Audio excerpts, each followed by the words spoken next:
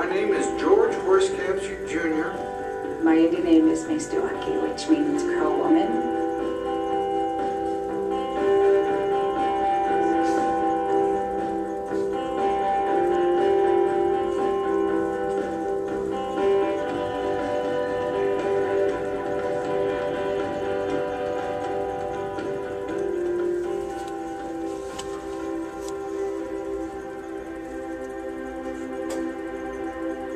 Native people have an appreciation for the landscape and the land, and they've taken care of this land for a long, long time. You know, I go as far as saying millenniums. And I think that's one thing that connects all Native tribes at some point or another, is valuing land. My favorite thing is just being able to roam all over Blackfoot territory, look at the landscape from Native perspective, thinking, okay, my ancestors were here, like to see what the landscape has as far as stories and what it can tell us as people today.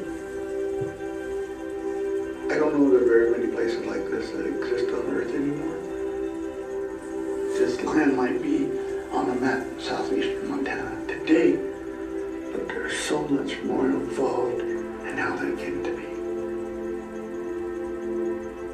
We share many traditions and values is what brings us together. Generosity, humility, honesty. Those are things I think that really manifest themselves here in a place that is very rural, very remote. And that's really, you know, a very almost sacred thing. We have shared history, shared culture, but we're very diverse, and many different combinations, from traditional to very advanced technologically, to progressive thinking, to very conservative socially. We cover a real spectrum of diversity within our own community.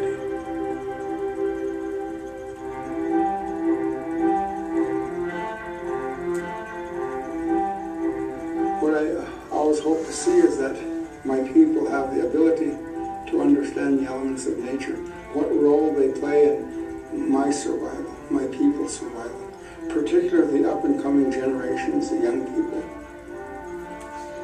In my view, the buffalo were a metaphor for our people in terms of the buffalo were at one time plentiful, more than plentiful, and they lived their lives and they provided life to our people.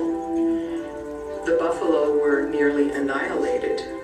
We're, you know, it's a blessing that we even have any true buffalo here. I see a parallel there in what happened to the buffalo and what happened to Native people in this country. You know, Native people, you know, at one time roamed free, lived their lives the way they wanted to, and were almost annihilated. And now we're coming back just like the buffalo. So that to me is something that just brings me so much hope.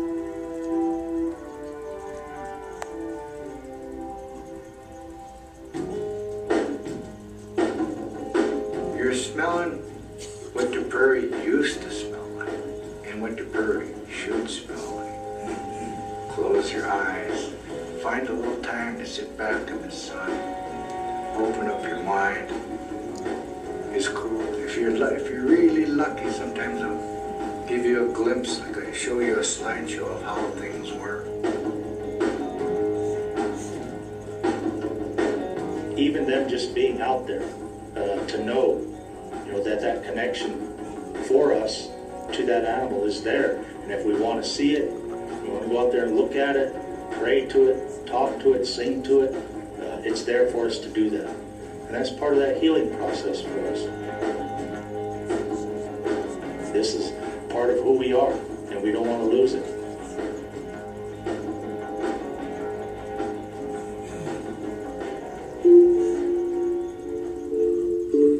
I envision my people having a better understanding of their way of life, both language and ceremony and song.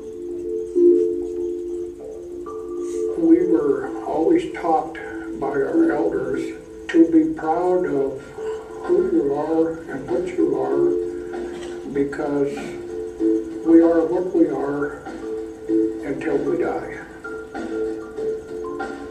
I admire a lot of our young people. They want to go back and try to revive those things.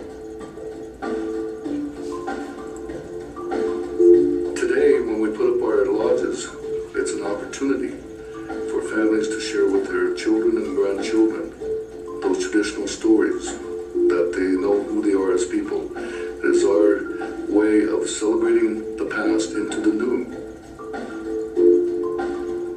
I want our ancestors to realize that we're doing something good here. It's something that they died for, that eventually can have positive results. It's important for us as Indian people to continue to teach and to share what we have, so that hundreds of years down the road, they're still making canvas in the pit. They're still speaking our language.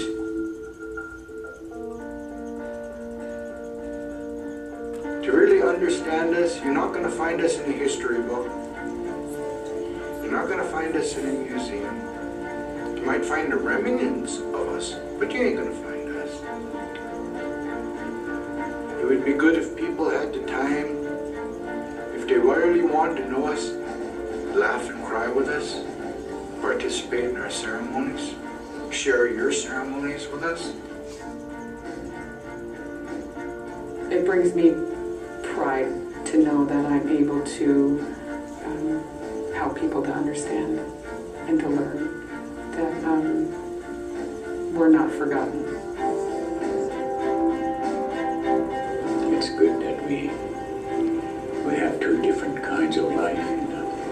We have our traditional way, our Indian way of life, and then we enter into the life today. And it's important to our young people to remember that that's the life we're going to have to work toward.